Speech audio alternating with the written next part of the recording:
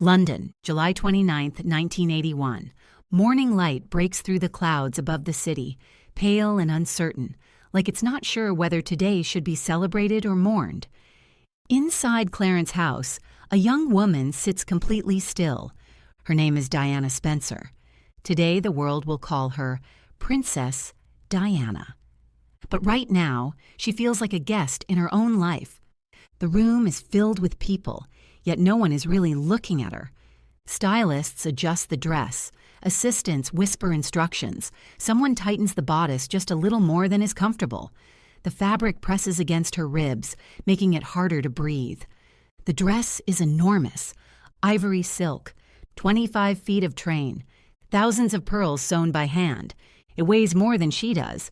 Someone jokes that she'll float down the aisle. Diana forces a smile.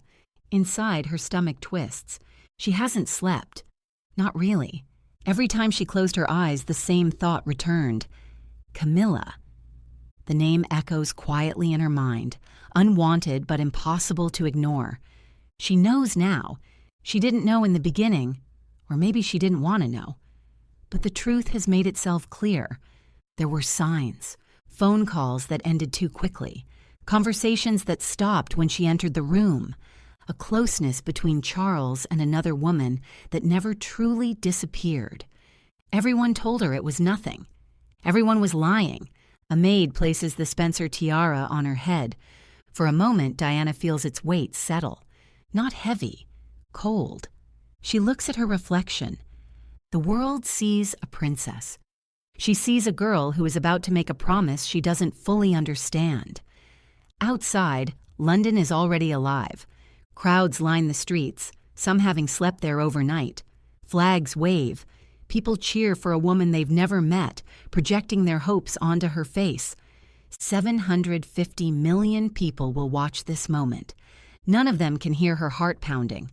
The car ride to St. Paul's Cathedral is slow, deliberate, designed for spectacle. Diana watches the city pass by through the window. She thinks of how small her life was just a year ago. A kindergarten assistant, living quietly, anonymous. Now every breath she takes belongs to history. She wonders if it's too late to turn back. Inside the cathedral, the air feels different, heavy, ancient, as if the walls themselves remember how many promises have been broken here before. The music swells. It's time. Diana steps forward. Her foot catches slightly on the long train of her dress. A small mistake, barely noticeable, but it feels symbolic. She walks. The aisle stretches endlessly. Every step echoes. She keeps her eyes forward, focused on the end, on Charles, and then she sees him. For just a moment before the world freezes into ceremony, she looks at his face, and something in her drops. Not because he looks nervous, not because he looks serious, but because he looks elsewhere. Present in body, absent in spirit.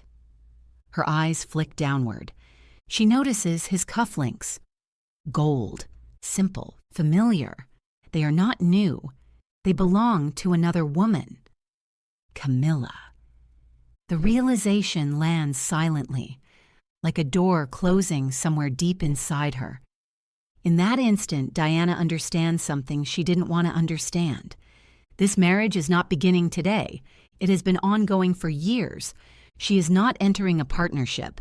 She is entering a triangle. The vows are spoken. Her voice doesn't shake. She promises obedience, love, faithfulness. She keeps her composure. Because that's what she's been trained to do. The cameras capture a perfect image. A princess smiling. No one notices the calculation happening behind her eyes. When Charles speaks, his words are correct, formal, controlled. There is affection, but not warmth. There is duty, but not devotion. Diana hears what he says. She also hears what he doesn't. The ceremony ends. Applause fills the cathedral. The world erupts in celebration. As they walk back down the aisle together, Diana smiles again. She is very good at smiling.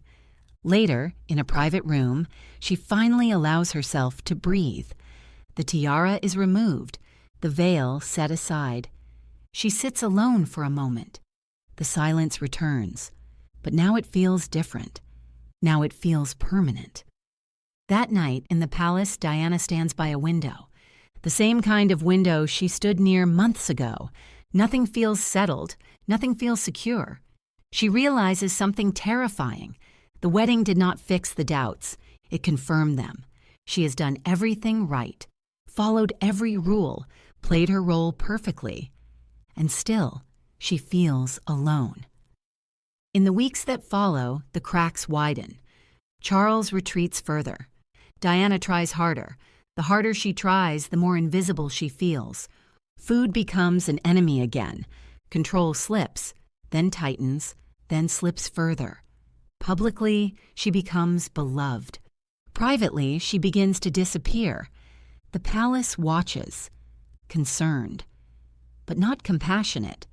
A problem is forming, and the institution knows only one way to deal with problems: silence. Diana starts to understand something crucial. If she stays quiet, she will lose herself. If she speaks, she will be punished. There is no safe option. This is the moment her innocence ends. Not with betrayal, not with cruelty, but with clarity. Because once you see the truth, you can never go back to believing the lie.